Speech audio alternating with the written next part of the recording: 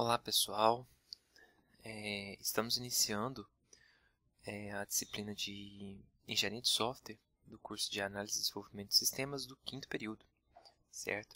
Eu sou o professor Denis e nós vamos estar vendo hoje um pouco do que é um software.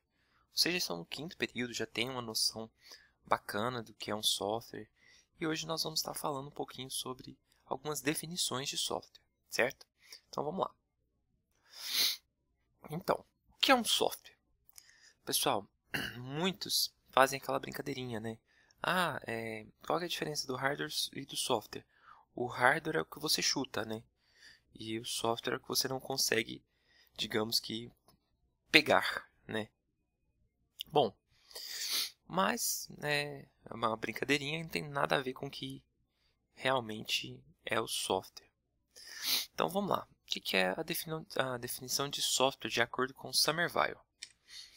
O software é um conjunto de componentes lógicos de um computador ou sistema de processamento de dados, programa, uma rotina ou um conjunto de instruções que controlam o funcionamento do computador, um suporte lógico para o computador, certo?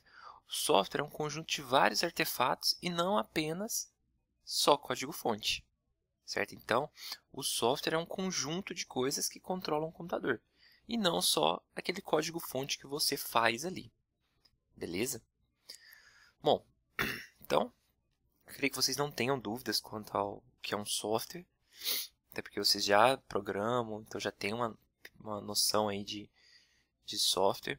Então, agora, e o que vem a ser a engenharia de software? Todo mundo olha para esse nome e fala, opa, então eu vou projetar como é um software. Perfeito. Tudo que é relacionado à engenharia remete a projeto. Então, nós vamos projetar aí um software. Então, vamos lá. O que vem a ser engenharia de software aí?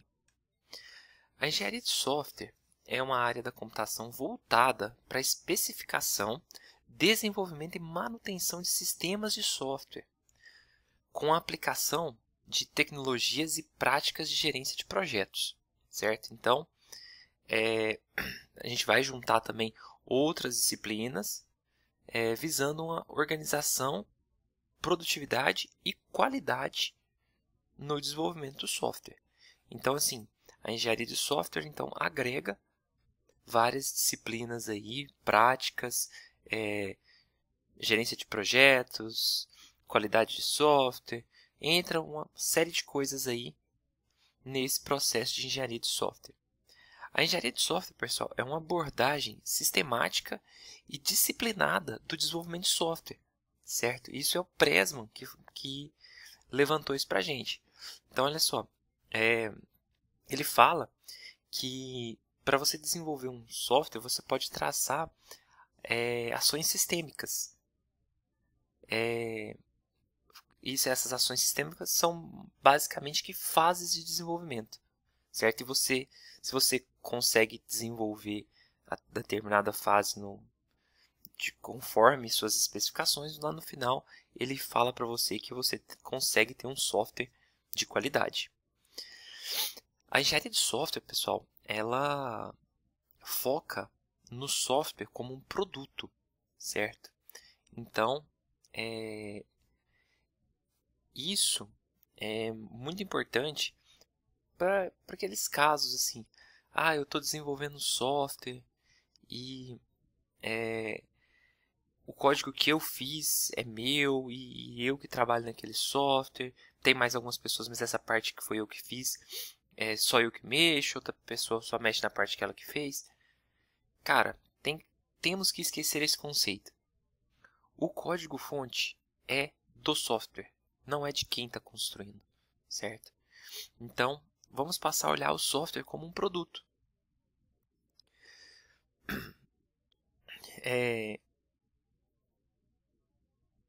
Não entra, tá, pessoal? Só um lembrete assim, não entra nesse escopo de produto aqueles softwares que são construídos apenas para passar o tempo dos programadores, tá? Tipo assim, vou fazer esse software por fazer. ele não vai ter uma engenharia de software, o cara vai fazer por uma ali. Então, esse software não deve ser tratado como um produto. Ele é só um teste. O produto de software ele vem agregando várias coisas, várias áreas, e você tem um software completo.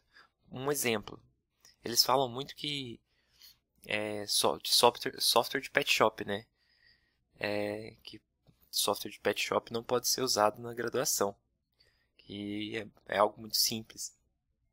Mas eu vou usar esse exemplo de um software de pet shop. Se você for fazer um software para pet shop, você vai ter ali uma série de coisas, principalmente com a modernidade que estamos vivendo atualmente. Olha só, você vai ter uma parte que seja web, digamos assim, vai ter um web service, onde vai ficar todos os dados dos clientes, dos pets. Provavelmente você vai precisar de um aplicativo, onde o seu cliente vai marcar um horário, receber uma notificação de quando o pet dele já está pronto, digamos assim, que ele foi dar um banho, uma tosa, alguma coisa desse jeito. Vai ter também uma impressora de cupom fiscal, para quando o cliente for lá pagar, ele imprimir o cupom fiscal do serviço que foi realizado. Então, assim, são várias tecnologias que se juntam para desenvolver um produto de software.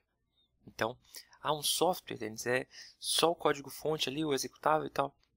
Pode ser que sim, mas atualmente um software é muito maior do que isso.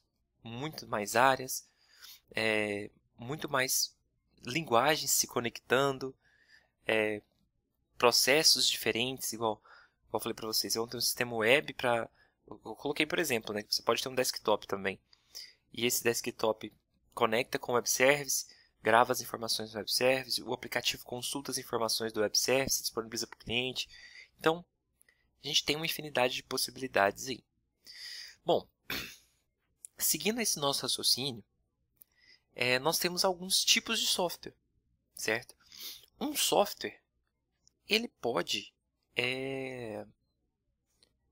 ser considerado de mais de uma dessas categorias que eu listei aqui para vocês. São listadas o Presmo que faz essa listagem de categorias. Então vamos lá, vamos falar um pouquinho. Primeiro, um software de sistema. O que vem a ser um software de sistema? São programas que apoiam outros programas. Por exemplo, software que realiza comunicação com hardware. Que seria o caso de uma parte do sistema operacional ali. O software que ajuda na construção de outro software. Um compilador, por exemplo, ele faz um controle ali direto com o hardware. Ele está ali numa camada acima do sistema operacional, porém você consegue fazer vários controles ali no hardware. Então, nós temos aí softwares de sistema, certo? Software de sistema, tem o sistema operacional ali, que controla o hardware, tem também os compiladores, que fazem um controle próximo ali do hardware também acima do sistema operacional. Bom, vamos para o software de aplicação. O que vem a ser um software de aplicação? São programas que são desenvolvidos para executar no negócio de uma empresa determinada. Por exemplo, nós vamos desenvolver um software para a empresa X. Esse software vai atender às características de negócio da empresa X. Ele não vai servir em outro local. Denis, como assim ele não vai servir em outro local? Ele pode sim servir em outro local, mas ele foi construído específico para aquela empresa, com as regras de negócio voltadas para aquela empresa. Pode ser que você aplique ele em outro local? Pode, só que provavelmente você vai precisar de fazer uma edição nisso aí para que ele atenda os requisitos de negócio dessa outra empresa, certo? Então, quando eu tenho ali um software de aplicação, é algo que eu desenvolvi específico para uma empresa, ok? Vamos lá.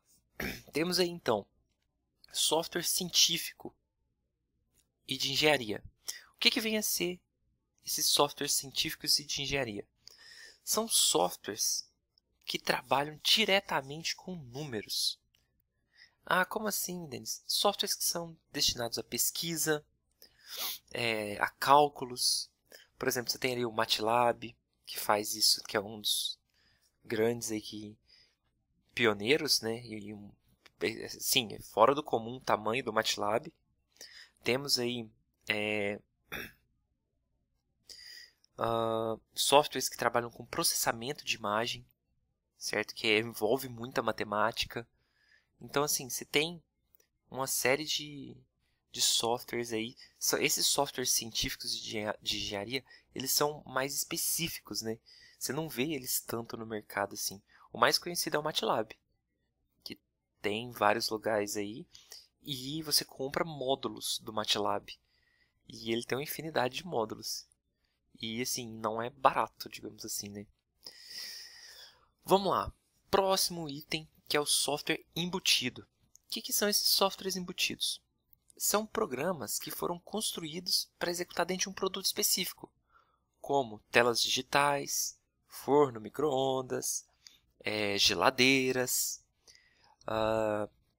aquelas máquinas que você compra as coisas em rodoviária, aeroporto, que tem você seleciona o item, digita o número do item, passa o cartão e ele solta o item ali quando é refrigerante, salgadinho, essas coisas. Então esses são softwares específicos. Um software, por exemplo, para emissão de senha para atendimento.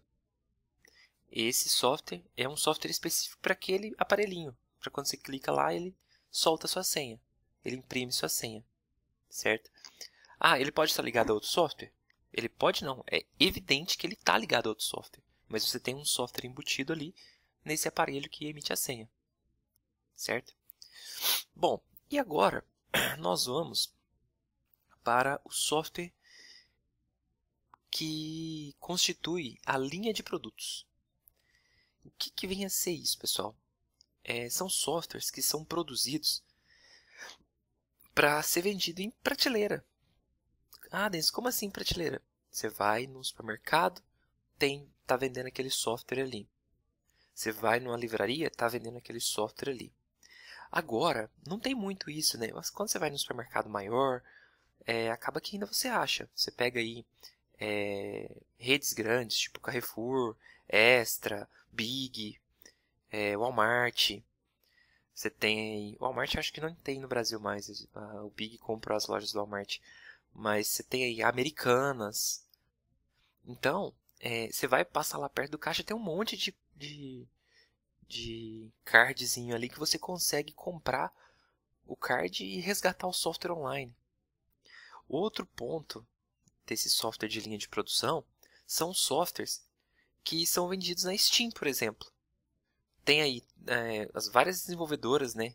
A Steam é uma das mais conhecidas aí no mercado, mas você tem aí a EA Sports, que tem vários jogos conhecidos, que inclusive vende na Steam também.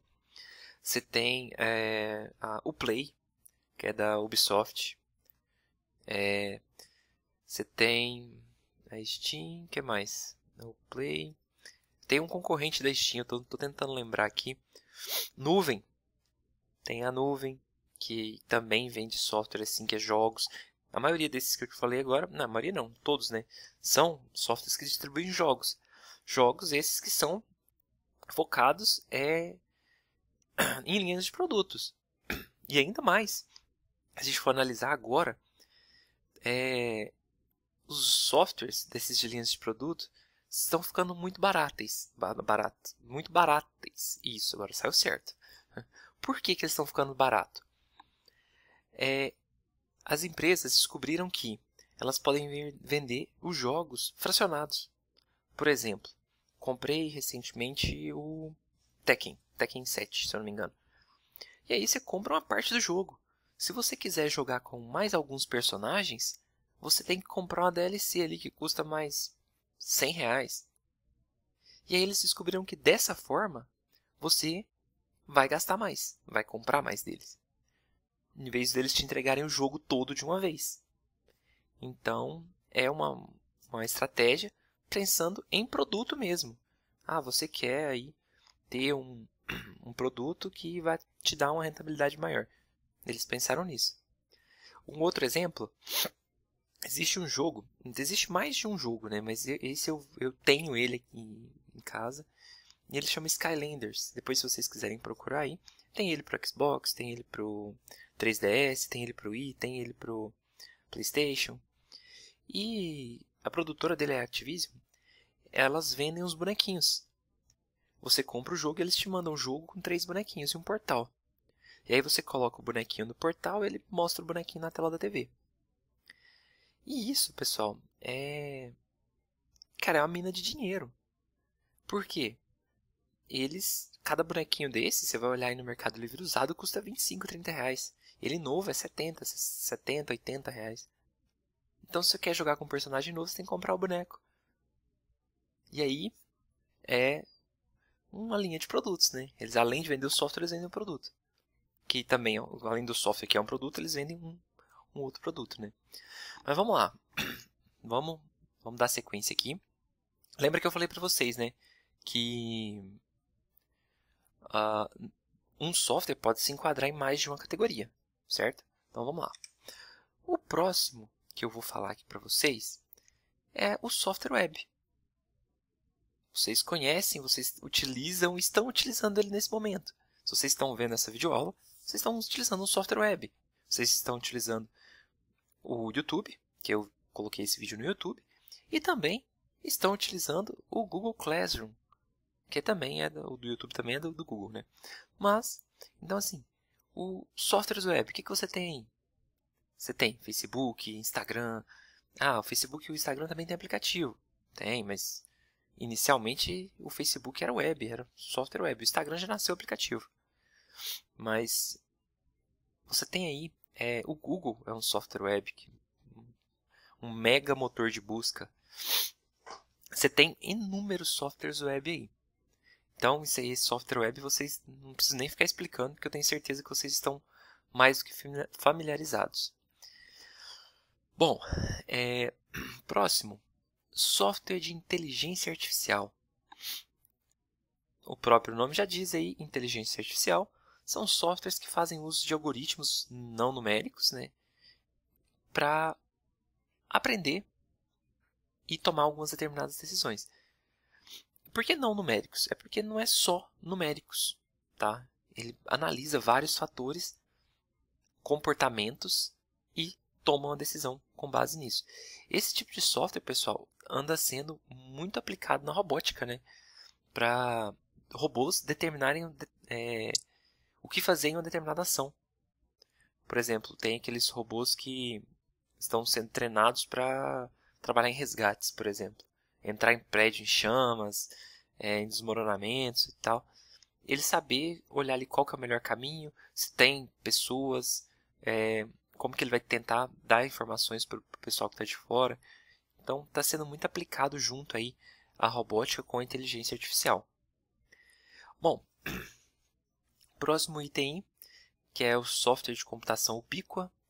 Pessoal, esse Ubiqua aí, eu tenho certeza também que vocês já utilizam e talvez não estão ligando o nome ao software. São softwares, pessoal, que realizam uma computação distribuída. Um exemplo claro sobre isso são o armazenamento em nuvem, certo? O armazenamento de dados de forma distribuída.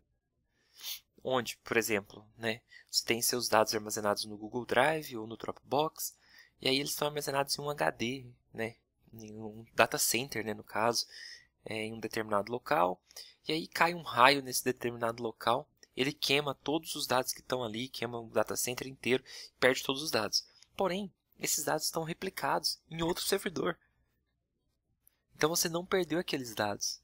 Então você vai continuar acessando aqueles dados, aí a galera do suporte vai lá, troca o data center, põe outro, o próprio data center faz comunicação com o outro servidor e busca todos os seus dados que estavam no outro servidor de volta. Então, software de computação Ubiqua é esses softwares que realizam a computação distribuída, certo? Vamos lá. Agora, tenho categorias aí, duas últimas, de software aberto e software legado. Software aberto, pessoal. O que vem a ser um software aberto? O pessoal confunde muito software aberto com software livre, certo? O software livre está dentro do software aberto, pessoal. Não misturem as coisas. O software livre é aquele que você não precisa pagar para instalar ele na máquina. Você baixa ele lá, instala e você não tem custo nenhum com ele, certo? Ah, Denis, então, mas esse é o software livre. E o que é o software aberto? O software aberto é aquele software que você consegue baixar o código-fonte dele. Ah, Denis, então, mas todo software livre pode ser aberto? Não, não especificamente. Eu posso desenvolver um programa aqui e doar ele, colocar ele na web para quem quiser utilizar. Só que o código-fonte é meu. Eu não vou disponibilizar o código-fonte para outras pessoas. Ou seja, o software que eu estou disponibilizando é livre? Sim. Mas, porém, não é de código-fonte aberto. Então, tem uma série de regrinhas aí que a gente define o que é software aberto e o que é software livre. Software livre, só recapitulando. Você pode baixar ele aí, instalar na sua máquina sem nenhum ônus. Software aberto, você pode baixar tanto o software quanto o código-fonte, modificar o código-fonte e gerar uma nova versão daquele código, daquele software, no caso. Certo? Ah, Denis, onde que você fala dos softwares aí livres e abertos? Onde eu consigo? Existem algumas versões do Linux que você consegue baixar e modificar o código-fonte dela, não é todas. Uma boa parte você consegue baixar e modificar, certo? Bom, pessoal, então, dando sequência agora, nós vamos falar sobre o processo de software, processo de desenvolvimento de software. O que vem a ser esse processo de desenvolvimento de software? Um processo, pessoal, que pode ser visto como um conjunto de tarefas organizadas para a gente definir, desenvolver, testar e dar manutenção naquele software. Então, assim, são um conjunto de atividades sistêmicas, que uma depende da outra, para a gente desenvolver um determinado software. O processo se inicia com a ideia do software. Então, como que começou o processo de desenvolvimento do software? Quando eu imaginei um novo software ou com base em uma necessidade específica. Por exemplo, precisamos desenvolver um software para um novo avião que está sendo construído. Então, temos aí dois tipos. Quando eu vou desenvolver algo novo ou quando eu vou desenvolver algo com base em alguma necessidade. Certo? Bom, quais são as etapas envolvidas nesse processo? As etapas, pessoal, para desenvolver um software, ela depende de qual tipo de software vai ser desenvolvido. Se eu vou desenvolver um software para um supermercado, um software de controle de estoque, se eu vou desenvolver um software para um avião, uma aeronave que está sendo construída aí, um helicóptero, se eu vou desenvolver um software para um carro, você tem aí várias opções e várias formas de se abordar o desenvolvimento desse software, cada um com sua devida responsabilidade, né? Então vamos lá. E esse processo, pessoal, ele pode ser totalmente diferente do software que eu vou desenvolver para um avião, do software que eu vou desenvolver para um site. Porque o avião tem pessoas lá dentro. Se meu software falhar, igual já aconteceu, né? O 737-800 MAX lá da Boeing, né? O Boeing 737-800 MAX, que caiu 2, né? Com um erro de software. Então, o risco é muito maior do que o que eu vou desenvolver no site, né? Se caso o site parar de funcionar, o máximo que vai acontecer é as pessoas não conseguirem acesso a ele e o dono do site perder dinheiro. Então, isso é o máximo que vai acontecer. Por exemplo, um software para um avião, se ele falhar, são vidas que vão ser perdidas aí, né? Então, você tem que escolher o processo de acordo com a sua necessidade. E aí, pessoal, temos aí, basicamente, algumas atividades que servem para todos. E isso é algo genérico, né, pessoal? Então, para todo software, se vai ser para o software do avião, se vai ser para o software da farmácia, você vai ter que fazer uma análise, analisar todos os dados, levantar os requisitos, modelar aquele software. Aí, depois que você fez a análise, a parte de modelagem é parte do projeto. Então, você constrói ali o projeto, o que vai ser feito, como vai ser feito, qual tecnologia vai ser usada, qual tipo de banco de dados, qual a arquitetura do sistema. E depois que está tudo projetado, você passa para a implementação. Depois que você desenvolveu tudo ali que foi planejado, você vai validar o software. O que é esse processo de validação? Vai colocar para produção, né? Colocar lá na empresa, lá no avião, vai testar, vai fazer todos os testes. No caso do avião, você vai ter que fazer infinitos testes, né? Já o outro software, por exemplo, para uma farmácia, é um software que não, digamos assim, tem a importância sim dos testes, mas é bem mais tranquilo do que de um avião. E depois você vai pensar em evoluir esse software, porque nenhum software é perfeito. Todo software tem falha e você vai precisar ao longo do tempo melhorar aquele software, evoluir aquele software. Então, você segue esses 5 passos, digamos assim, né, que tem projeto e implementação, que está dentro de um só. Então, e só para frisar para vocês aí novamente, ó, a parte de projeto e implementação trata-se da produção do projeto, não só codificação, né? Documentação do sistema, manual de instrução, certo? Às vezes, até a parte de treinamento com a equipe que vai manipular aquele software, que é parte da implementação do sistema. Ah, não é só eu entregar o software e falar se vira. Ah, isso também não é validação de software. A validação de software é você verificar se aquele software atendeu os requisitos. Só que para você verificar se o software atendeu os requisitos, você tem que ensinar os usuários a mexer naquele software. Se você não ensina, automaticamente a chance dele não atender é enorme. Certo? Bom, pessoal, então essa foi a nossa primeira aula de engenharia de software. Vou deixar uma atividadezinha para vocês aí. Ficou com alguma dúvida? Entre em contato, vamos conversar, vamos sanar essas dúvidas aí. Beleza? Um grande abraço a todos e até a próxima aula.